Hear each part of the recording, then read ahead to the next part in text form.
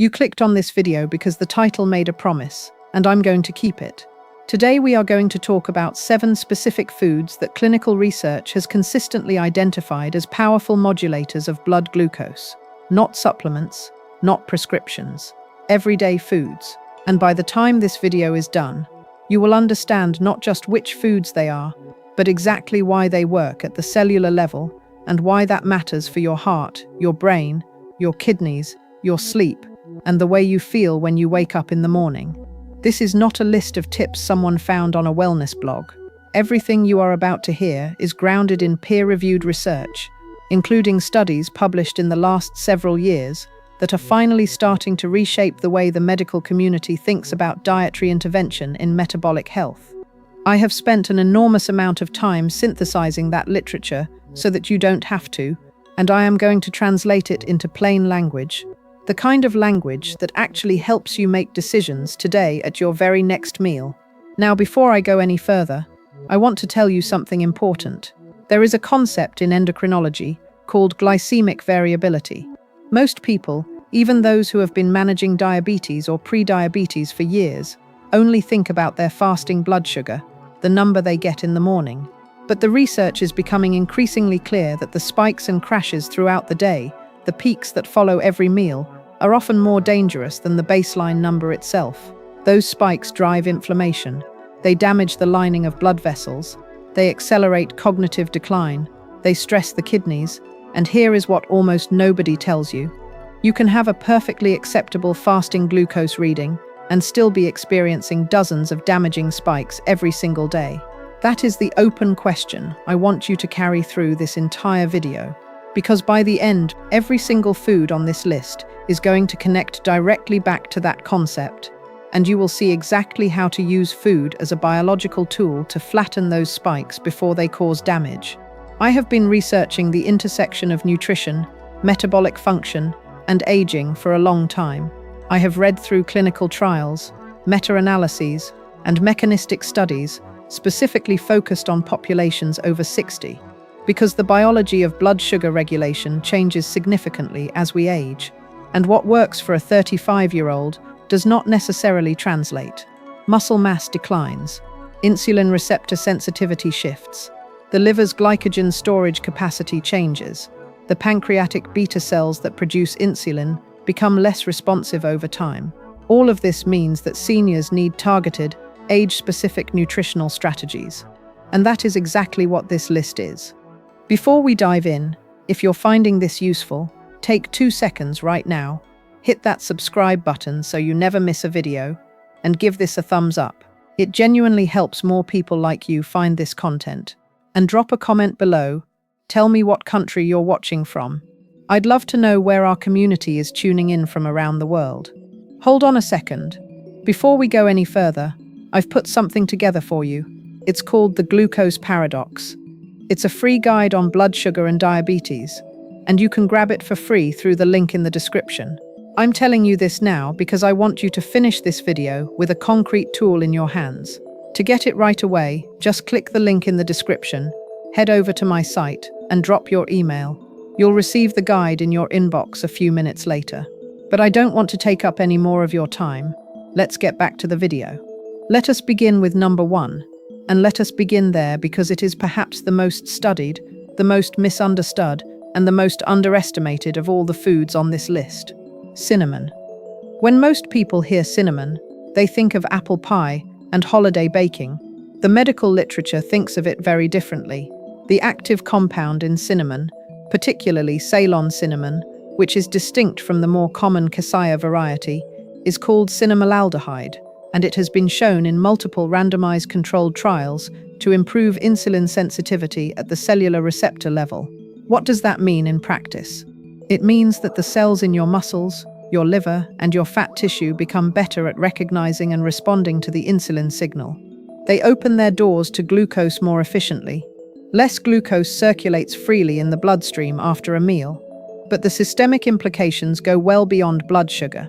Chronic high glucose creates something called advanced glycation end products, AGEs, which are essentially proteins and fats that have been chemically damaged by excess sugar. AGEs accumulate in the walls of blood vessels, making them stiff and inflamed. That inflammation spreads. It affects the kidneys, where it accelerates the kind of microvascular damage that underlies diabetic nephropathy. It reaches the retina. It crosses into the brain, where it is increasingly linked to amyloid plaque formation, the same plaques associated with Alzheimer's disease. Cinnamon, by reducing post-meal glucose spikes, directly reduces AG formation. That is not a small thing. That is a systemic protective effect that touches virtually every organ in the body. A 2019 meta-analysis published in the journal Diabetes, Obesity and Metabolism reviewed data from multiple trials and found that cinnamon supplementation was associated with meaningful reductions in fasting blood glucose and improvements in hemoglobin A1c, the 3-month average marker of blood sugar control. The effective dose in most studies ranged from 1 to 3 grams per day. That is roughly half a teaspoon to 1.5 teaspoons. It is not a dramatic amount. You can stir it into your morning oatmeal, add it to your coffee, or mix it into a smoothie. The key is consistency, daily use over weeks and months, not occasional sprinkles. And always choose Ceylon cinnamon if you can find it, because it contains far lower levels of coumarin, a compound that at high doses can stress the liver. Number 2 is apple cider vinegar, and the mechanism here is one of the most elegant in nutritional biochemistry. The primary active component is acetic acid, and its effect on blood sugar works through a beautifully specific pathway. Acetic acid inhibits an enzyme called alpha amylase in the small intestine. Alpha amylase is responsible for breaking down complex carbohydrates into simple sugars that can be absorbed into the bloodstream. When you suppress that enzyme, even partially, you slow the rate of carbohydrate digestion. Glucose enters the bloodstream more gradually. The pancreas has more time to respond. Insulin is released in a more measured, appropriate wave, rather than a sudden surge. There is also a second mechanism involving the liver itself. Acetic acid appears to improve the liver's sensitivity to insulin, which is critical because the liver is one of the primary sites of glucose regulation. After a meal, a healthy liver absorbs a significant portion of incoming glucose and stores it as glycogen. In insulin-resistant individuals, which describes a very large percentage of seniors, even those without a formal diabetes diagnosis, the liver becomes less responsive to insulin's signal to stop releasing glucose. Apple cider vinegar has been shown in several small, but well-designed clinical trials to partially restore that sensitivity. The systemic connection here is profound. The liver is not just a blood sugar organ. It is the body's central metabolic hub, producing bile for digestion, filtering toxins from the blood, regulating cholesterol synthesis, and managing dozens of hormonal pathways. When the liver is functioning better metabolically, when it is less burdened by chronic insulin resistance, the benefits ripple outward in every direction. Patients report improvements in energy, digestion becomes more efficient, inflammatory markers in the blood tend to decline, the cardiovascular burden lessens, all from a single humble kitchen ingredient. The practical application is straightforward. 1 to 2 tablespoons of apple cider vinegar diluted in a large glass of water, consumed before your largest meal of the day. It is important to dilute it. Undiluted acetic acid can damage tooth enamel and irritate the esophagus over time. Use a straw if you can, and if you are on any medications that affect blood sugar, speak with your physician before adding this regularly, because the effect on glucose is real and measurable, and you may need to monitor your levels more closely. Number 3 on our list is broccoli, and I want to spend some meaningful time here, because broccoli's effect on blood sugar regulation operates through a pathway that most people, including many clinicians, are entirely unaware of. The compound responsible is called sulforaphane, and it is a sulfur-containing phytochemical that is released when broccoli is chopped or chewed, specifically when the enzyme myrosinase, which is also present in broccoli, comes into contact with a precursor molecule called glucoraphanin. Chewing activates the process. It is a biochemical reaction that happens inside your mouth. Sulforaphane activates a master cellular switch called NRF2, short for nuclear factor erythroid 2, related factor 2. When NRF2 is activated, it turns on a cascade of antioxidant and anti-inflammatory gene expression. It tells cells to produce their own internal protective enzymes. It reduces oxidative stress. And critically for blood sugar regulation, it has been shown in research from Lund University in Sweden to significantly reduce fasting glucose in patients with type 2 diabetes, in one study, by an amount comparable to the drug metformin in a specific subgroup of patients. But let us follow the systemic thread. The oxidative stress that sulforaphan counteracts does not stay confined to the pancreas or the liver. It circulates. It affects the endothelium, the single-cell thick lining of every blood vessel in your body. Healthy endothelial cells produce nitric oxide, which relaxes and dilates blood vessels, supporting normal blood pressure. Oxidative stress destroys nitric oxide, the vessels stiffen, blood pressure rises, the heart works harder. Every organ that depends on optimal blood flow, the brain, the kidneys, the eyes, begins to suffer. Broccoli, through sulforaphan and NDRF2 activation, is one of the most effective dietary tools we know of for preserving endothelial function. That is a cardiovascular benefit. That is a neuroprotective benefit. That is a renal benefit. All coming from the same compound. Eat it lightly steamed or raw. Overcooking destroys myrosinase and dramatically reduces sulforaphan availability. Number 4 is chia seeds, and their mechanism of action is the most mechanically intuitive of all the foods on this list. Chia seeds are composed of approximately 34% dietary fiber by weight, and a significant portion of that fiber is soluble fiber, specifically a gel-forming type that, when it comes into contact with water in the digestive tract, swells dramatically and forms a viscous, almost gel-like matrix around the food being digested. Picture the difference between pouring water onto a flat surface versus pouring it into a thick sponge. That viscous gel acts as a physical barrier between the carbohydrates in your meal and the absorptive surface of your small intestine. Digestive enzymes have to penetrate through that gel to reach the sugars. It slows everything down. The result is a dramatically blunted glycemic response, a much shallower spike after a meal, a more gradual and sustained release of glucose into the bloodstream, and a correspondingly more measured insulin response from the pancreas. Now consider what this means systemically. The pancreas in many seniors with insulin resistance or early-stage type 2 diabetes is already under significant stress. Beta cells, the cells responsible for producing insulin, are being chronically overstimulated, trying to compensate for peripheral insulin resistance. Over time, they fatigue, their function declines, some of them die. This process, called beta cell exhaustion, is one of the central drivers of diabetes progression. Every time you eat a meal that causes a large glucose spike, you are demanding an enormous surge of insulin, which accelerates that exhaustion. Every time you eat chia seeds and blunt that spike, you are giving your beta cells a relative rest. You are extending their functional lifespan. You are, in a very real sense, protecting the long-term integrity of your own insulin production capacity. Beyond blood sugar, chia seeds deliver omega-3 fatty acids in the form of alpha-linolenic acid, which the body can partially convert to EPA and DHA, the anti-inflammatory fats most associated with cardiovascular and brain health. They provide calcium, magnesium, and phosphorus, supporting bone density. They are exceptionally versatile. Soak 2 tablespoons in water or milk overnight, and they become a nutrient-dense pudding. Stir them into yogurt. Add them to a smoothie. The applications are endless, and the flavor is neutral enough to disappear into almost any recipe. Number 5 is avocado. And here is where the story gets particularly interesting for seniors, because avocado works on blood sugar, not primarily through fiber or enzymes, but through its extraordinary fat composition and through a direct hormonal effect on one of the most underappreciated gut hormones in metabolic medicine.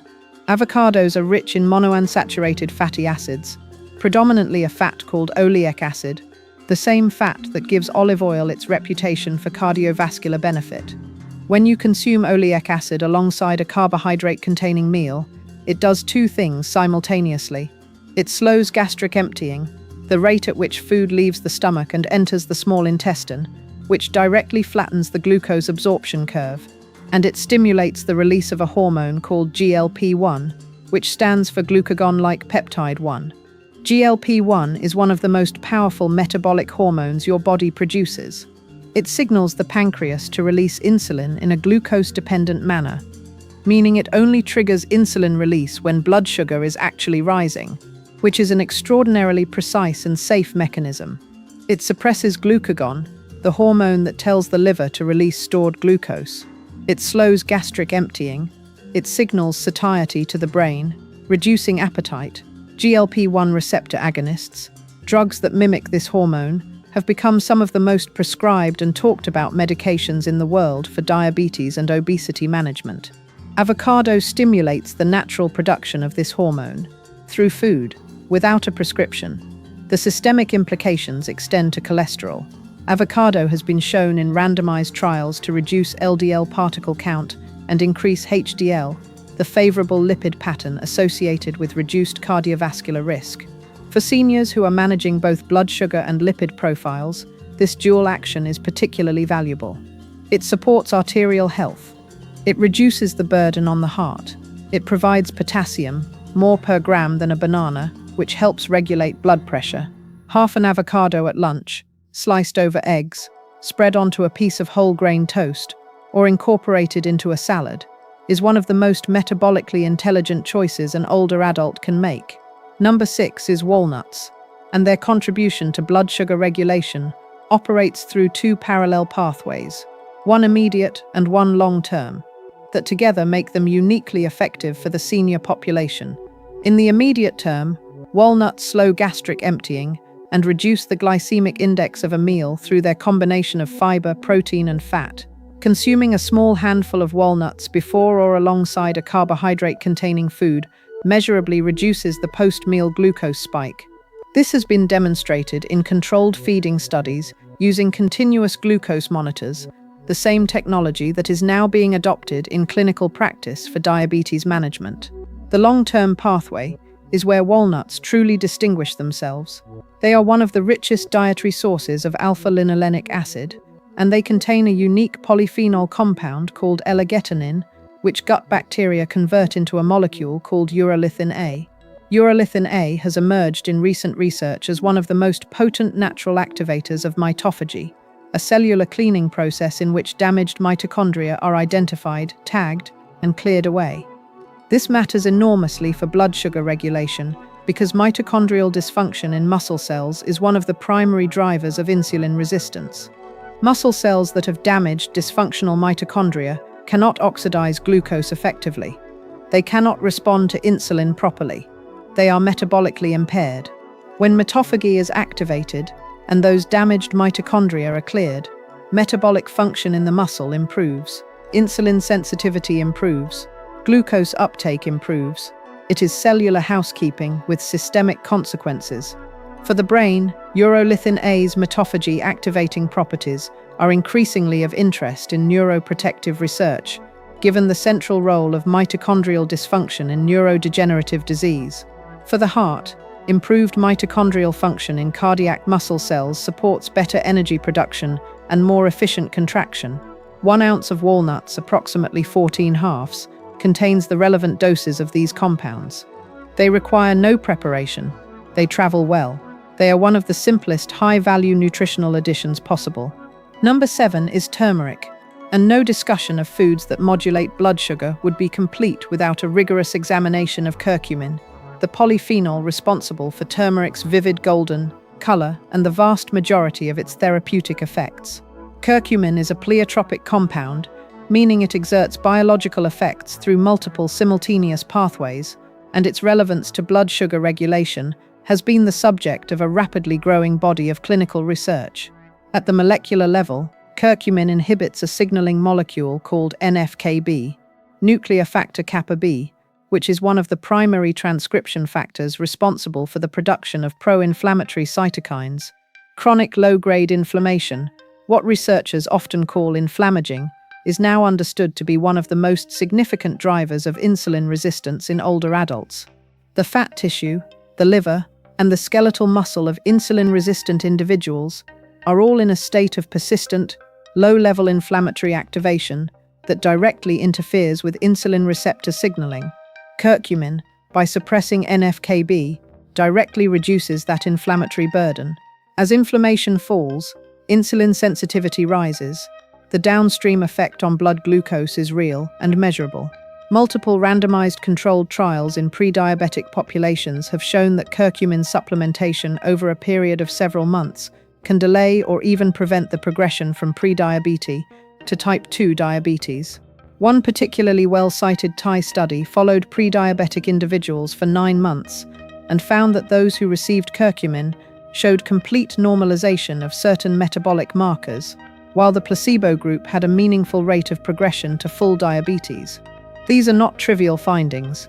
The systemic reach of curcumin is among the broadest of any food compound on this list. In the joints, it reduces inflammatory markers associated with osteoarthritis, one of the most prevalent sources of chronic pain in seniors. In the brain, it crosses the blood-brain barrier and has been shown in preclinical studies to reduce amyloid plaque accumulation and improve synaptic function. In the gut, it modulates the microbiome in ways that support a healthier, more diverse bacterial population, which itself feeds back into metabolic health, since certain gut bacteria produce short-chain fatty acids that improve insulin sensitivity in the colon and liver. There is virtually no major organ system that curcumin does not touch. The critical caveat with turmeric is bioavailability. Curcumin on its own is very poorly absorbed by the human digestive system. However, the absorption of curcumin increases by approximately 2,000%, 20 times when it is consumed alongside piperine, the active compound in black pepper. This is why virtually every evidence-based recommendation about turmeric includes the instruction to pair it with black pepper. A small pinch of black pepper alongside turmeric in your cooking, in a golden milk preparation, or in a supplement that combines both compounds, makes an enormous difference in the biological effectiveness of what you are consuming. What you have just learnt goes well beyond a list of foods. What you have actually received is a framework for understanding how the choices you make 3 times a day, at every meal, are either protecting or degrading the function of your heart, your brain, your kidneys, your blood vessels, your joints, and the very cells that produce the hormones your body depends on to regulate itself. Blood sugar is not an isolated variable. It is a central axis around which an extraordinary amount of your biological health revolves. Cinnamon activates your cell's ability to hear insulin more clearly. Apple cider vinegar slows the enzymatic digestion of carbohydrates and restores the liver's metabolic sensitivity. Broccoli activates cellular defense systems that protect every blood vessel in your body. Chia seeds physically slow the absorption of glucose in ways that protect your pancreatic beta cells for years to come. Avocado triggers the release of one of your body's own most powerful metabolic hormones. Walnuts activate cellular cleaning processes in your muscles and brain that directly improve insulin function. And turmeric suppresses the inflammatory signals that are quietly, chronically degrading the responsiveness of your cells to insulin's message. None of these foods requires a prescription. None of them comes with a lengthy list of side effects. All of them can be obtained at any grocery store. And all of them, used consistently and strategically, can meaningfully shift the trajectory of your metabolic health. Not next year, not after months of waiting, but beginning with the very next meal you eat. The evidence is there. The biology is clear. The only question is whether you will act on it. And hey, if you made it all the way here, please subscribe to this channel if you haven't already. Hit the like button to let me know this was worth your time. And leave a comment below. Tell me what country you're watching from.